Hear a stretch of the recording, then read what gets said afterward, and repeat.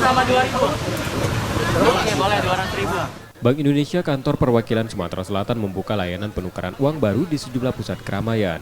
Salah satunya di halaman Masjid Agung SMB Jawiwikramo. Dibuka selama 2 hari, warga memadati layanan ini. BI bersama sejumlah bank BUMN dan BUMD menyediakan berbagai jenis pecahan kecil. Menghindari kerumunan, warga yang akan mengantri lebih dulu mendaftar di aplikasi Pintar. Umumnya warga menukar uang baru untuk keperluan Hari Raya Idul Fitri.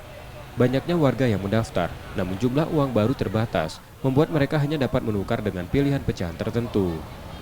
Untuk THR. Iya. Tadi lama nggak? Lumayan lah. Ini cuma dapat pecahan berapa? 2.000, 200.000. Ya lumayan kecewa. Kenapa tuh? Karena duitnya ya sedikit. Berarti terbatas ya?